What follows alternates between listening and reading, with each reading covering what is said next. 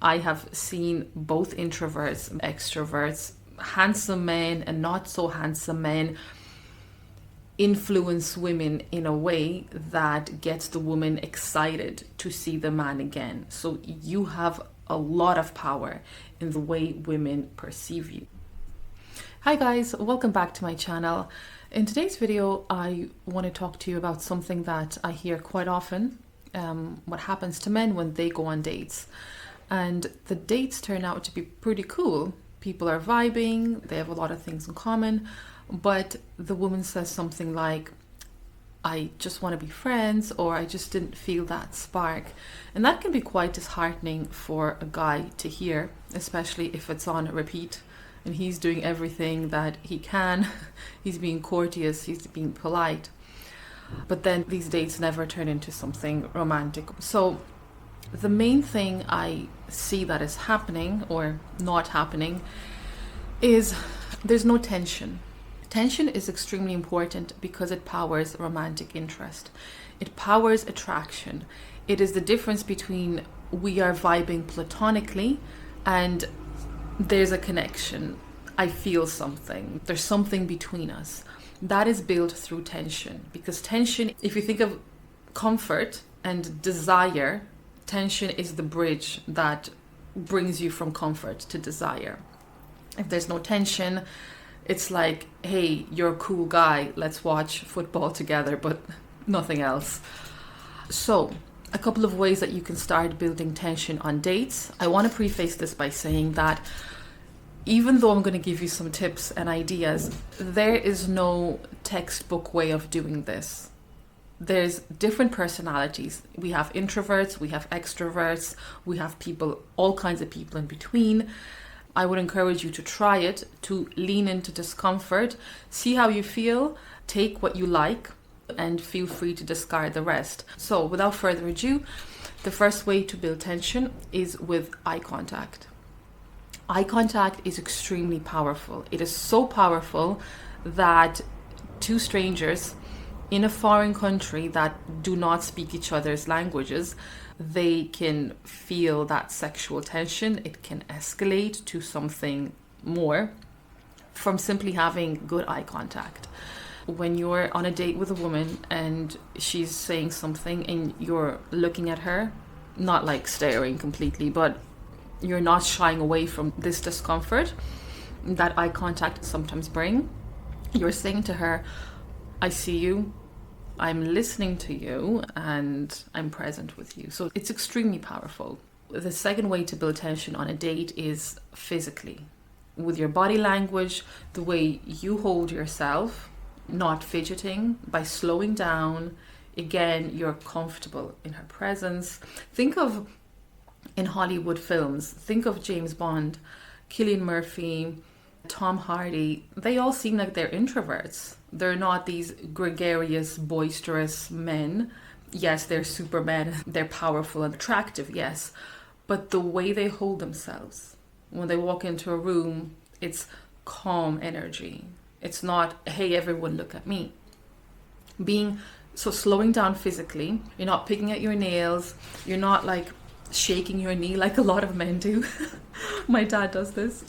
You're standing up straight, you're not slouching, and then you're also touching her appropriately. When you're passing over the salt, you brush against her hand. When you're crossing the street, you put your arm at the back of her spine, you playfully brush her arm.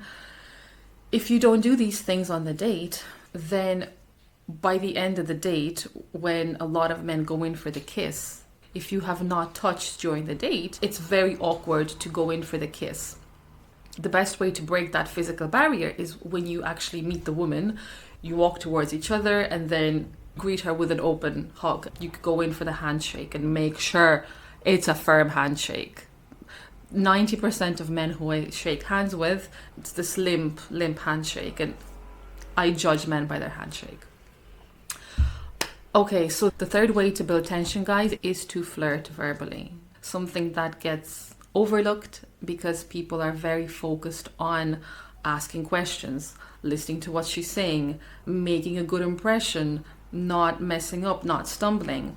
Flirting is not delivering certain lines that you read in a pickup book or you read somewhere online. Often flirting is more of the subtle exchange, the subcontext. It's the implied. Again, I'm not a fan of giving specific things to say because it really depends on the context and the energy that you put behind it. If you deliver a pickup line with the wrong intonation, maybe you're uncertain, you're not comfortable. Rule of thumb is if you're not comfortable, she's not going to be comfortable, and you're going to come across as a little bit strange. But experiment. Verbal flirting is quite important. Now, when you're on a date, have moments of contrast. So if you're just flirting and you're teasing each other, it's like, does this guy have substance or is he always joking? And if, on the other hand, you're just asking her questions, where are you from? What do you do? What are your hobbies? Without this little bit of a push and pull, it sounds like an interview, and you're going to get women who'll say, oh, he's such a good guy. I like him. I really connected with him, but I'm just not feeling that sexual energy and connection. Another way to build tension on dates, guys, is delayed gratification. So if you're on a date and you feel like a kiss is going to come along, instead of just going for it immediately and leaning in and kissing her, which would be fine, but you're breaking the tension immediately. Or rather, you're not allowing the tension to expand. It's like a rubber band. So the longer you allow it to go, the more powerful the release.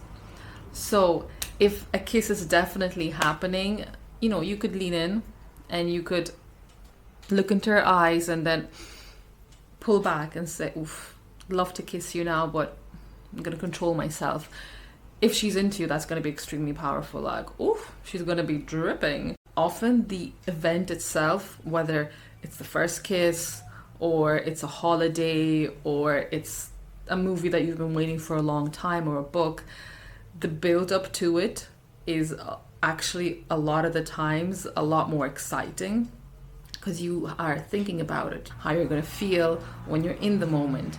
If you're able to build up that tension before going in for the kiss, it makes it a lot more charged and seductive. Guys, to finish this video off, introverts and extroverts have different methods that work for them. I have seen both introverts and extroverts, handsome men and not so handsome men, influence women in a way that gets the woman excited to see the man again. So you have a lot of power in the way you turn up in the world and the way women perceive you. So don't forget that.